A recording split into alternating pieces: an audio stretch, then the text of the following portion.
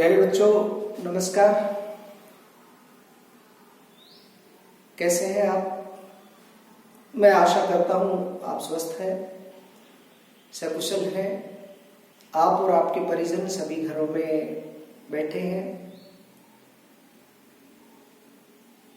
आप लोग स्कूल में आते हैं, स्कूल खिला खिला सा लगता है।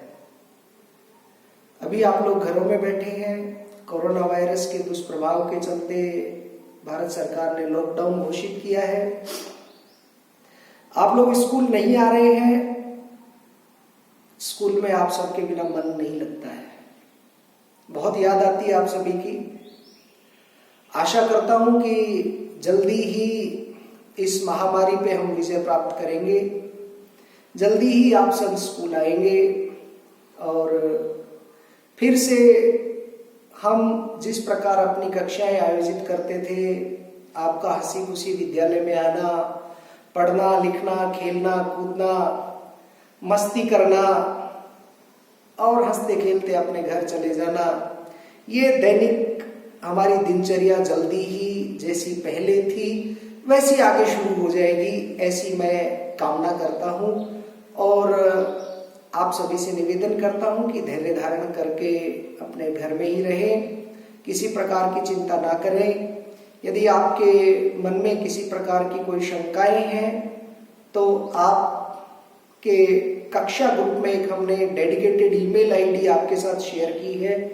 आप अपनी शंकाएं उनको निर्मूलित करने के लिए उस ईमेल आईडी पर भेज सकते हैं। आप चाहें तो व्हाट्सएप ग्रुप में भी आप अपनी शंकाओं का समाधान कर सकते हैं। जो पाठ आपके साथ साझा किए जा रहे हैं, जो शिक्षक जो भी पाठ जो भी मटेरियल आपके लिए शेयर कर रहे हैं, आप उस मटेरियल को, उस पाठ को देखें, पढ़ें, समझें। और यदि आपको किसी भी प्रकार की आवश्यकता है तो निसंदेह उसी नंबर पर आप अपने शिक्षक से संपर्क करें। आपकी यथासंभव सहायता की जाएगी। लीजिए, आज हम शुरू करते हैं अपने प्रिय कवि हरिवंश राय बच्चन जी के निशा निमंत्रण से लिया गया एक गीत, दिन जल्दी जल्दी ढलता है। आपने देखा होगा व्हाट्सएप ग्रुप में मैंने अभी आपके साथ इस गीत की कुछ रिकॉर्डिंग अपनी आवाज में रिकॉर्ड करके आपके साथ साझा की है। मुझे अच्छी तरह पता है कि मेरी आवाज कितनी मधुर है, लेकिन मैं अपनी आवाज को रिकॉर्ड करके आप तक पहुंचाने से स्वयं को रोक नहीं पाया। मुझे लगा कि जब मैं आप सबको बैठे बैठे यहां इतना याद करता हूं, शायद आपको भी थोड़ी बहुत तो मेरी याद आती होगी, तो क्यों ना अपनी आवाज के माध्यम से ही आप तक अपनी पहुंच बनाऊं और इसी तरह से हम एक दूसरे का सहारा बने रहेंगे, एक दूसरे को याद करते रहेंगे, अपने घरों में रहेंगे, इस बीमारी से लड़ेंगे और इस बीमारी के ऊपर विजय प्राप्त कर लेंगे। है अंधेरी रात पर दिया जलाना कब मना है। माना संकट का समय है, लेकिन एक दूसरे की हौसला अफजाई तो की जा सकती है। हंस करके एक दूसरे का सहारा लेकर के समय तो गुजार सकते हैं। ऐसा ही करना चाहिए। आप घर में अपने माता पिता का सहयोग करें, इस समय नैतिक बातें सीखें, इस समय का सदुपयोग करें। आपको लग रहा होगा मैं फिर से आपको उपदेश देने लग गया। क्या करूं, बहुत दिन हो गए आप सबसे कोई बात हुए। मार्च के महीने में हमारी परीक्षाएं थी, फिर अचानक इस महामारी के बढ़ते दुष्प्रभाव के कारण विद्यालयों को रोक दिया गया और अप्रैल में भी आपका बेसब्री से इंतजार था कि 1 अप्रैल को आप आएंगे, नई कक्षाओं में बैठे हुए आपको देखेंगे, आपके साथ बातें होंगी। तरह तरह की योजनाएं थी, लेकिन वो सभी अभी तत्काल प्रभाव से रोक दी गई है। लेकिन जल्दी ही भविष्य में उन सबको हम पूरा करेंगे। आप बस अभी घरों में रहें और अपने अध्ययन को लगातार चालू रखें। इस वर्ष तो इस महामारी के चलते परीक्षाएं बीच में रोक दी गई। अगले वर्ष फिर हमें उन परीक्षाओं के दौर से गुजरना पड़ेगा। अपने आप की काबिलियत सिद्ध करनी पड़ेगी और हमें ये दिखाना है कि वाकई हम इस महामारी के कारण यदि अप्रैल में हमारा विद्यालय नहीं चल पाया तो भी कोई बात नहीं है, हमने घरों में बैठ करके पढ़ाई की और हम जितना अच्छा प्रदर्शन अप्रैल में स्कूल में जाकर पढ़कर करते उतना या उससे और भी अधिक अच्छा प्रदर्शन ऑनलाइन पढ़कर करेंगे। सभी शिक्षक, केंद्रीय विद्यालय संगठन के हजारों शिक्षक अपने विद्यार्थियों के लिए सतत प्रयासरत हैं। उसी प्रयास की एक यज्ञ में छोटी सी आहुति मैं भी आप सबके लिए दे रहा हूं। पाठ दिन जल्दी जल्दी ढलता है आपके लिए लेके आ गया। कविता को गीत को हमने सस्वर वाचन कर दिया है। गीत किस तरह गाया जाना है वो मैं गा करके आपके साथ साझा कर चुका हूं, इसलिए दोबारा आपको बोर नहीं करूंगा, आप चिंता ना करें। ये गीत है, इस गीत में कवि हरिवंश राय बच्चन जीवन के 2-3 पहलू उजागर करते हुए एक बहुत छोटा सा सरल भाषा में गीत लिखते हैं। कह रहे दिन जल्दी जल्दी ढलता है, दिन जल्दी जल्दी ढलता है। पहला गीत का जो अंतरा है वो बताते हुए, लिखते हुए कहते हैं, हो जाए न पथ में रात कहीं, मंजिल भी तो है दूर नहीं, यह सोच थका दिन का पंथी भी, जल्दी जल्दी चलता है, दिन जल्दी जल्दी ढलता है। कि दिन जल्दी जल्दी ढल रहा है, कब सांझ हो जाएगी पता नहीं। ये जीवन भी हमारा जा रहा है, समय गुजरता जा रहा है, कब सांझ होगी किसी को पता नहीं है। इसलिए इस दिन के रहते लक्ष्य की प्राप्ति जितनी संभव हो यथाशीघ्र हमें कर लेनी चाहिए। कह रहे हैं, पथिक के मन में विचार आ जाता है कि हो जाए न पथ में रात कहीं, मंजिल भी तो है दूर नहीं। पथिक को लगता है कि मेरी मंजिल ज्यादा दूर नहीं है, जहां मुझे पहुंचना है वो ज्यादा दूरी पर नहीं है, और कहीं ऐसा ना हो जाए कि रास्ते में ही रात्रि हो जाए और मुझे रात्रि विश्राम के लिए रुकना पड़ जाए। यह सोच थका दिन का पंथी भी जल्दी जल्दी चलता है।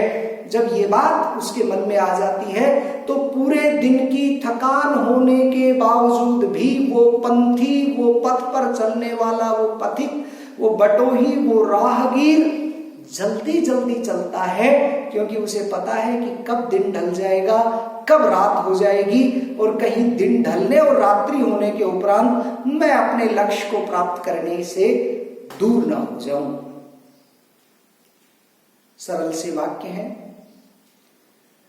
जल्दी जल्दी शब्द आया, इसमें पुनरुक्ति प्रकाश अलंकार है। इससे हम ये सीख ले सकते हैं कि हमें भी जिंदगी में बहुत अधिक दीर्घ सूत्री नहीं होना चाहिए, बहुत लंबी कार्य योजनाएं नहीं बनानी चाहिए, और साथ में आलस्य अपने भीतर नहीं रखना चाहिए कि ठीक है, हाँ ये लक्ष्य है, आराम से हम इसकी प्राप्ति कर लेंगे। ऐसा नहीं, पता नहीं कब दिन ढले और कब सांझ हो, तो संध्या से पूर्व ही हमें अपने लक्ष्य की प्राप्ति करनी चाहिए।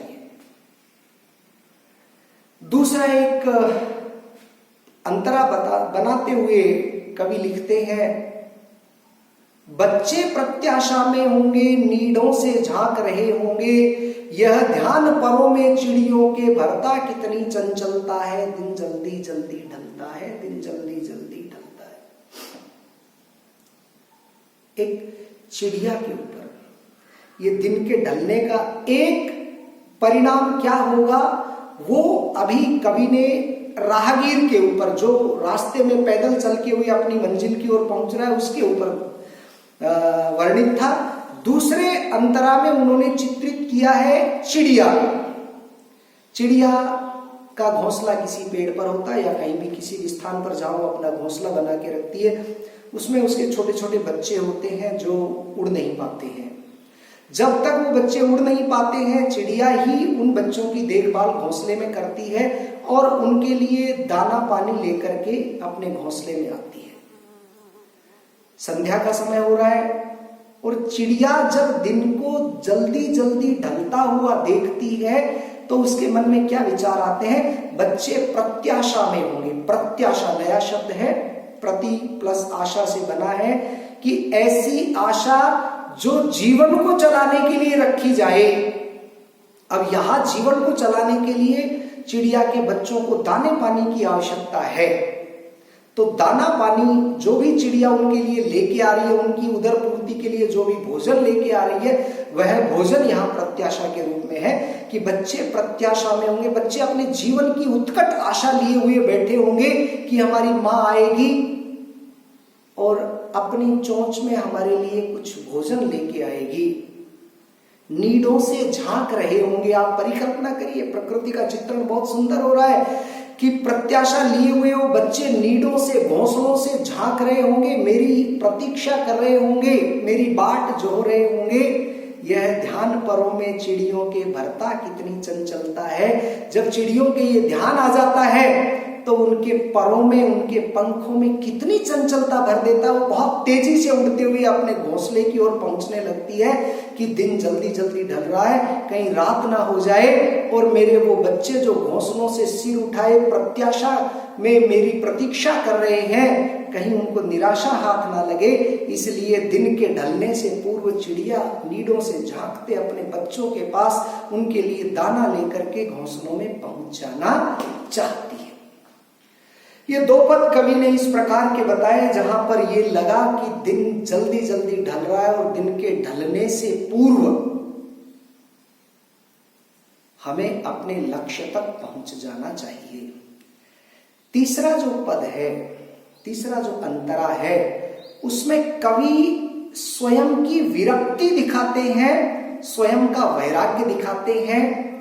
एक तरह से उनके मन में इस तरह की भावनाएं हैं कि पथिक को लक्ष्य की प्राप्ति का इंतजार था, अपनी मंजिल तक पहुंचना था। चिड़िया के परों में चंचलता भरने के लिए नीडों से बच्चे जो थे वो झांक रहे थे और उनका ध्यान चिड़िया के मनोमस्तिष्क में आने के बाद उसके पैरों में चंचलता, उनके पंखों में चंचलता आ गई। लेकिन मेरा इंतजार करने वाला कोई नहीं है, मेरी प्रतीक्षा करने वाला कोई नहीं है, तो मुझ में कैसे चंचलता आ सकती है? वो कहते हैं, मुझसे मिलने को कौन विकल मैं हूं, किसके हित चंचल।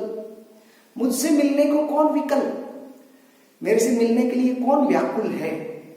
और अगर आज की परिस्थिति में हम देखें इसे, तो आज कोरोना महामारी जो फैली हुई है, आज कोई किसी से मिलने के लिए विकल नहीं है। आज की परिस्थितियों में भी ये सटीक बैठता है। तो मुझसे मिलने को कौन विकल, मैं हूं किसके हित चंचल। किसके हित में मैं अपने भीतर चंचलता भर लूं। पथिक ने चंचलता भर ली लक्ष्य की प्राप्ति, मंजिल तक पहुंचने के लिए। चिड़िया ने चंचलता भर ली अपने बच्चों तक पहुंचने के लिए। मैं किसके हित में अपने भीतर चंचलता ले आऊं? यह प्रश्न शिथिल करता पद को, मेरा ये जो प्रश्न है कि ना मेरे से मिलने के लिए कोई व्याकुल है, ना मैं किसी के हित अपने भीतर चंचलता भर सकता हूं, ये जो प्रश्न है ये मेरे पद को, मेरे पैरों को शिथिल कर देता है।